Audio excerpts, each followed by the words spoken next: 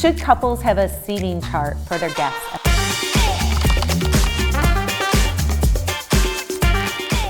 Absolutely. Yeah, I mean, hands down for sure. So there should be a seating chart. So couple of things. So from a logistics standpoint, first, in a transition from like a cocktail hour into a reception, it is an easy way for the guests to move in, find their seats, and be able to, sit down at their table and kind of keep things moving.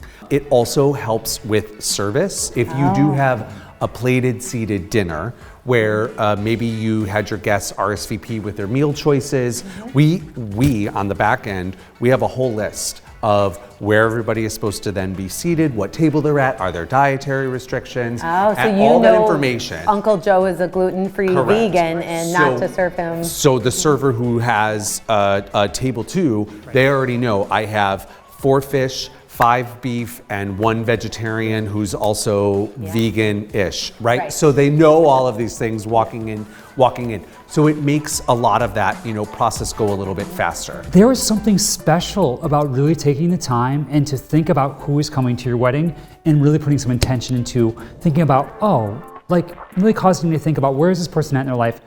What would benefit from this? It was actually something that I was not looking forward to, and it was one of the coolest things we did with our own wedding, was really thinking about who's gonna be with who, and then actually being at the wedding, how it all transpired, it was magic. Yeah. It was. Yeah. And if you don't know, ask mom, ask for a little help, Yeah, right. Totally. So if you don't give guests a table to sit at, explain like a guest experience. How would that feel where you now are during cocktail hour and you're already in survival mode.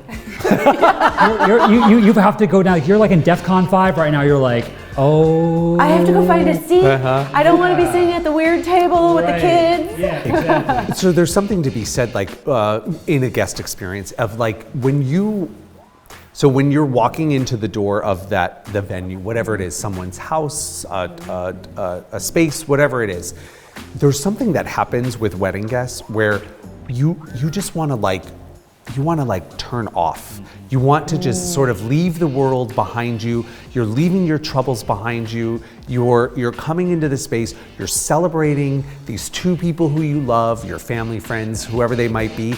The last thing you want to really worry about is worry about anything.